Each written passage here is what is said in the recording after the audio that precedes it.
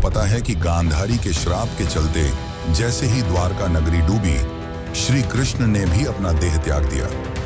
पर क्या आपने कभी सोचा है कि श्री कृष्ण की प्रिय, उनके दिल के सबसे करीब राधा रानी की मृत्यु कैसे हुई?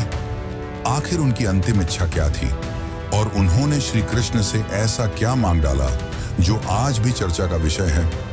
ये एक ऐसी प्रेम कहानी है जो समय से भी परे है। ये वो बंधन है जो तन से नहीं, आत्माओं से जुड़ा हुआ है। तो दोस्तों, आज हम जानेंगे राधा रानी की मृत्यु का असली रहस्य और उनकी अंतिम इच्छा की अनसुनी मगर रोचक कथा जो आपको हैरान कर देगी। आज की वीडियो अत्यंत ही ज्ञानपूर्वक और प्रेरणादायक है, इसलिए इस कथा और इस रहस्य को समझने के लिए वीडियो को पूरा जरूर देखें, क्योंकि इस कथा को पूरा सुनने से आपका जीवन सफल हो जाएगा। तो चलिए इस रहस्यमयी कथा को शुरू करते हैं। लेकिन उससे पहले अगर आप चैनल पर नए हैं तो वीडियो को लाइक करके चैनल को सब्सक्राइब जरूर कर लें और कमेंट में लिखें राधे राधे। बरसाने की वह पुरानी पगडंडियां जहां पर कभी श्री कृष्ण अपनी लीलाएं किया करते थे, आज भी वहां एक गूंज बाकी थी, प्रेम की, हंसी की, बांसुरी की और उस दुख की जिसने युगों से प्रेमियों को जिंदा रखा है।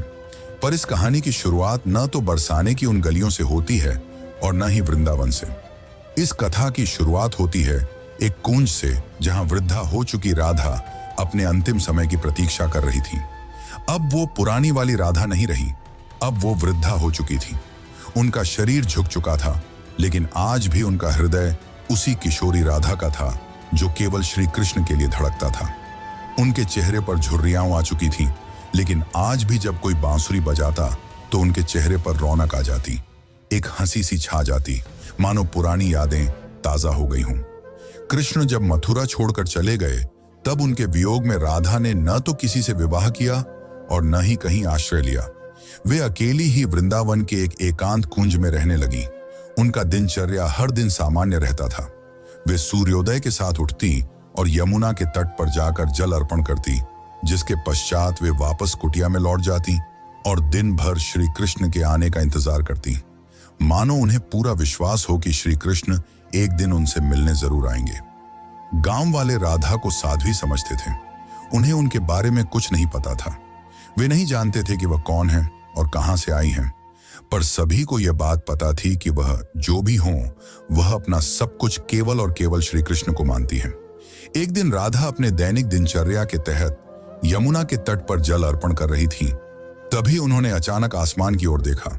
हवा में सन्नाटा सा छा गया और उनके हृदय में एक कंपी सी दौड़ गई, मानो पूरा ब्रह्मांड उन्हें कुछ कहना चाह रहा हो।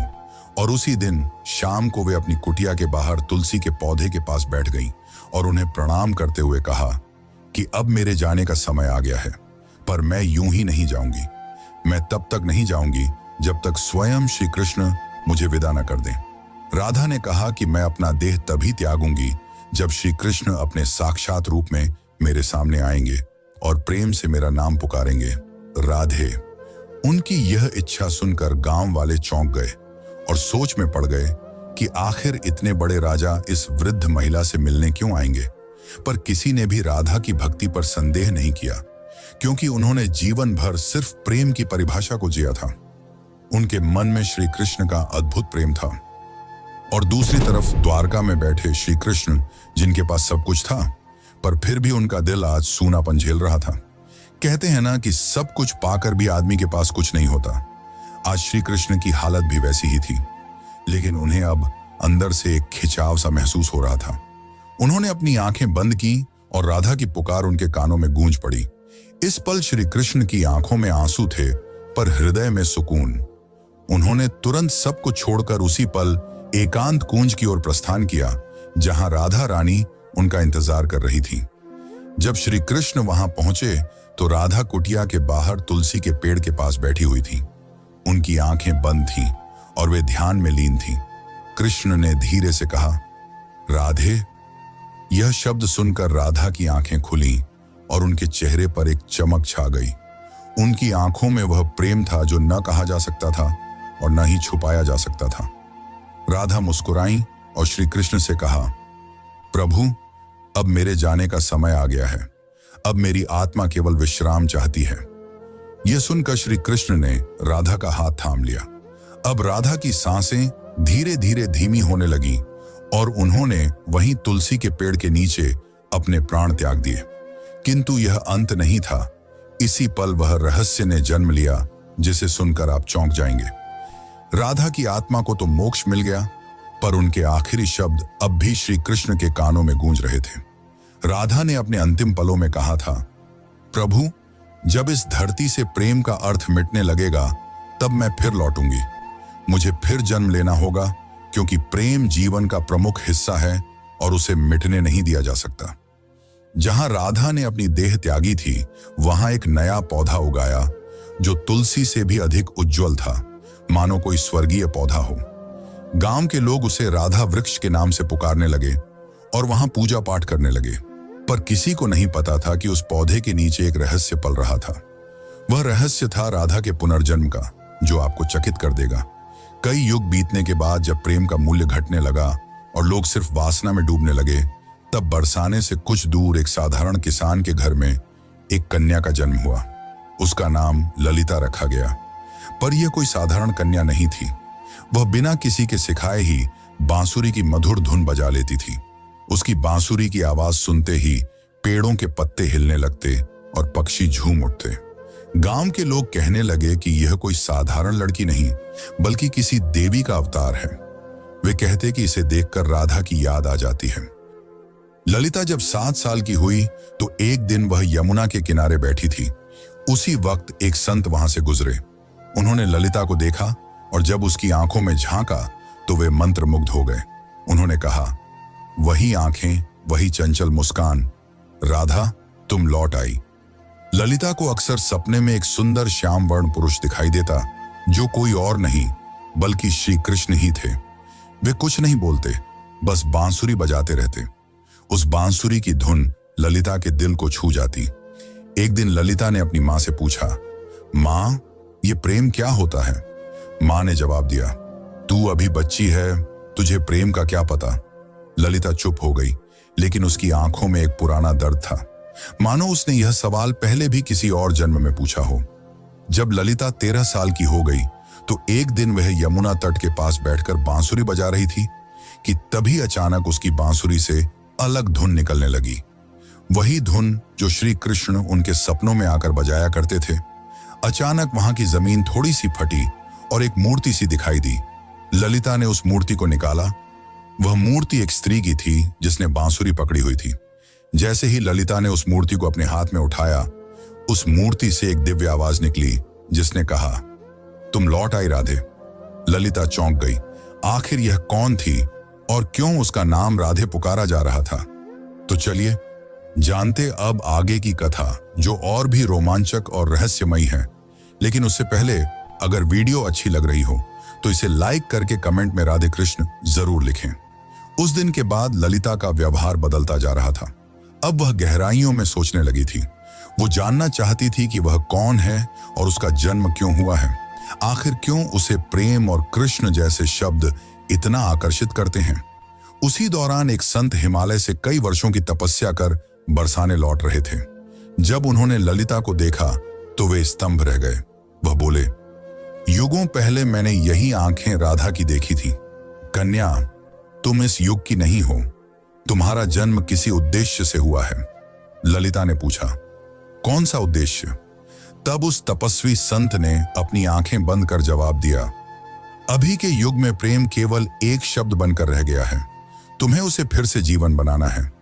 अब बरसाने की गलियों में एक नई कथा जन्म लेने वाली थी। दरअसल यह कथा नई नहीं बल्कि पुरानी थी, राधा के पुनर्जन्म की कथा। अब ललिता किशोर अवस्था में पहुंच चुकी थी। अब उनके मन में विचित्र सी बेचैनी थी, मानो कोई उन्हें पुकार रहा हो। रातों में ललिता यमुना के तट पर अकेले बैठती और उस अज्ञात पुरुष की कल्पना करती जो उन्हें सपनों में दिखाई दिया करते थे। एक दिन ललिता ने अपनी मां से पूछा, मां, क्या प्रेम बिना कहे भी हो सकता है? तब उनकी मां ने जवाब दिया, बेटी, सच्चा प्रेम तो वही होता है जो कुछ कहे बिना ही हो जाए। पर ललिता तो कुछ और ही सोच रही थी। उसका हृदय उस व्यक्ति के लिए धड़क रहा था जिससे वो कभी मिली भी। एक दिन उस स्वामी ने ललिता को अपने आश्रम में बुलाया। और कहा, राधे, अब समय आ गया है। कृष्ण इस युग में जन्म ले चुके हैं, पर इस युग में उन्होंने एक ब्राह्मण के रूप में जन्म लिया है और तुम्हें उन्हें ढूंढना पड़ेगा। यह सुनकर ललिता खुशी के मारे झूमने लगी, क्योंकि जिस पल का उसे इंतजार था वो आने वाला था। पर एक समस्या थी, ललिता श्री कृष्ण को पहचानेंगी कैसे? तब उस संत ने कहा, जब वे तुम्हारे सामने आएंगे तो तुम खुद ही उसे पहचान लोगी। पर ध्यान रखना, इस बार परीक्षा और भी ज्यादा कठिन होगी, क्योंकि अब युग बदल चुका है। अब तुम्हारा प्रेम व्यक्तिगत नहीं रहा, बल्कि अब तुम्हें लोगों और समाज का सामना करते हुए पूरे संसार को प्रेम का अर्थ समझाना होगा। अब श्री कृष्ण पुनर्जन्म ले चुके थे और एक नव युवक साधु के रूप में थे, जिनका नाम अनंतानंद था, जो लोगों को उपदेश दिया करते थे। पर कोई नहीं जानता था कि असल में अनंतानंद हैं कौन। वे जब प्रवचन देते तो प्रेम की ऐसी वाणी बोलते कि लोग रो पड़ते थे। वे कहते थे, प्रेम केवल शरीर का नहीं बल्कि आत्मा का संबंध है। प्रेम का अर्थ ही है त्याग और समर्पण। पर अंदर से वे भी अधूरा सा महसूस करते थे। वे भी हर रात यमुना के तट पर जाकर बैठ जाते और उस अज्ञात स्त्री के स्वप्न में खो जाते। अब एक दिन संत के आदेशानुसार ललिता अपने माता पिता को प्रणाम कर अकेले ही अपने उस अज्ञात प्रेम की तलाश में निकल पड़ी। उनके हाथ में केवल एक छोटी सी बांसुरी थी और मन में दृढ़ निश्चय। वे गांव-गांव घूमती, कभी कथा सुनती तो कभी कई साधुओं से मिलती, इस उम्मीद में कि उसे उसका प्रेम मिल जाए। पर किसी साधु में वह तेज नहीं था जिसकी तलाश ललिता को थी। एक दिन उसे एक वृद्ध महिला मिली, जिसने उससे पूछा, बेटी, तुम इधर उधर क्यों भटक रही हो? तब ललिता ने कहा, मुझे किसी की तलाश है। उस वृद्ध महिला ने ललिता में राधा सा तेज देखा और उसे सुझाव दिया, बेटी, तुम अपनी यह बांसुरी बजाओ। जो तुम्हारे लिए बना होगा वह स्वयं ही धुन सुनकर तुम्हारे पास खींचा चला आएगा। जिसके पश्चात ललिता ने ऊंची पहाड़ी पर चढ़कर अपनी बांसुरी बजाई और ठीक उसी पल उसे कई मील दूर अनंतानंद की आंखें भर आईं। ललिता अब तक 8 गांव पार कर चुकी थी। हर गांव में वह अपनी बांसुरी बजाती, मगर अब तक उसे वह नहीं मिल पाया था जिसकी उसे तलाश थी। ललिता को अनंतानंद के आसपास होने का एहसास होता, मगर वह उसे ढूंढ नहीं पा रही थी। अब वह थक चुकी थी, जिसके बाद उसने प्रण लिया कि यदि अगली पूर्णिमा की रात तक उसे वह नहीं मिला तो वह यमुना में कूदकर अपनी जान दे देगी। उस दिन आखिरी बार ललिता ने बांसुरी बजाई। उसकी धुन वैसी ही थी जो किसी को अंदर तक भिगो दे।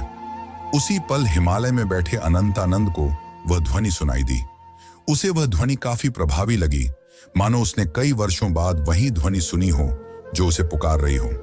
अनंतानंद ने तुरंत ही हिमालय छोड़ दिया।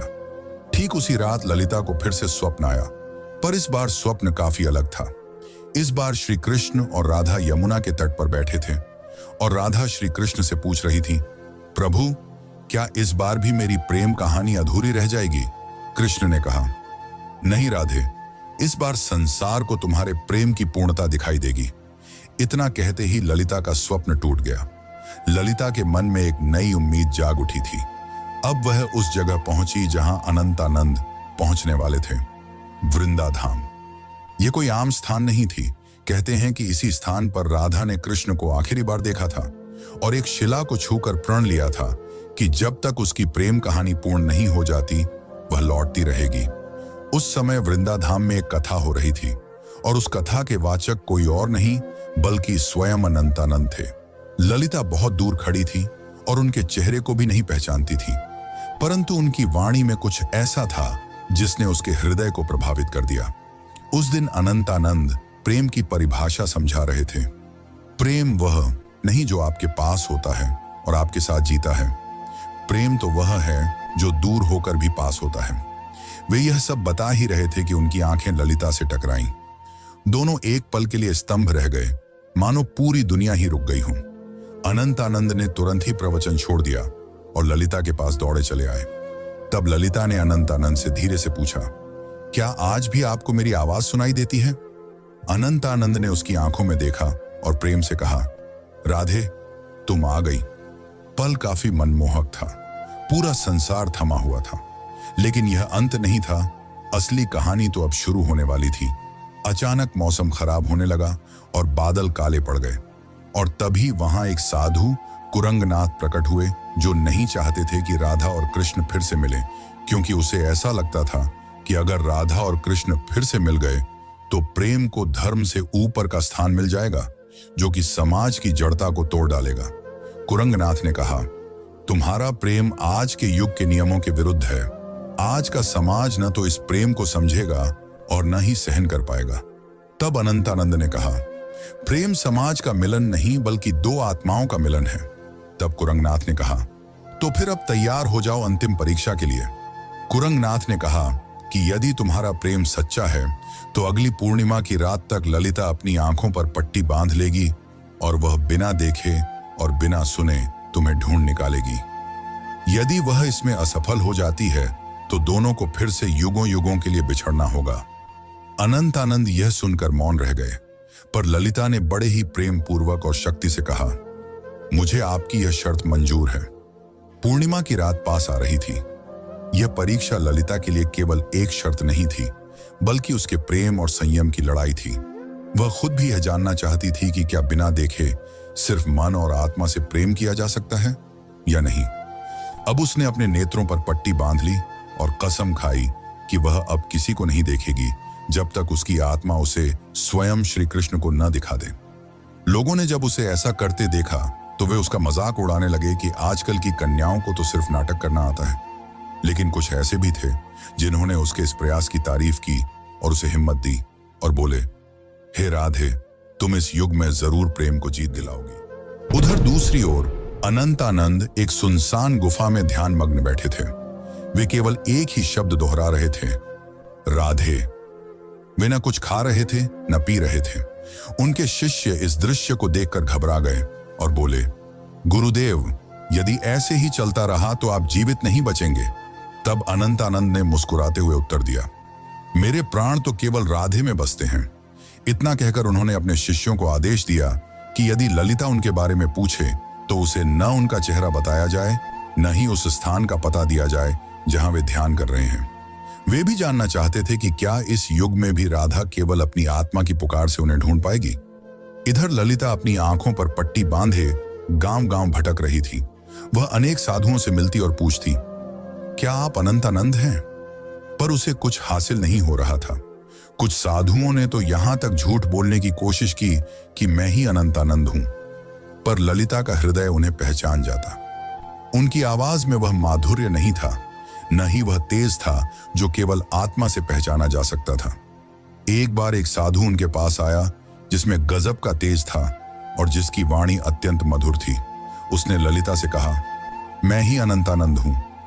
यह सुनकर ललिता एक पल के लिए डगमगा गई, पर तुरंत ही उसे एहसास हो गया और उसने उस साधु से कहा, आप में तेज तो काफी है, पर आप वह आत्मा नहीं है जिसकी मुझे तलाश है।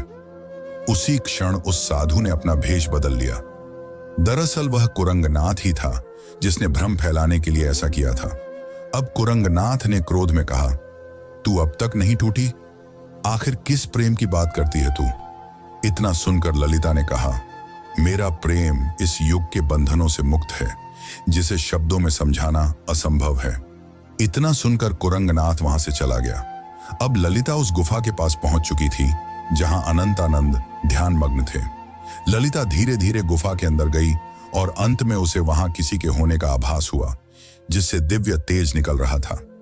ललिता ने उन्हें पहचान लिया और उनके पास जाकर अपनी बांसुरी उनके पैरों में रख दी और कहा, मैं आपको देख नहीं सकती, पर मेरा हृदय काफी जोर से धड़क रहा है।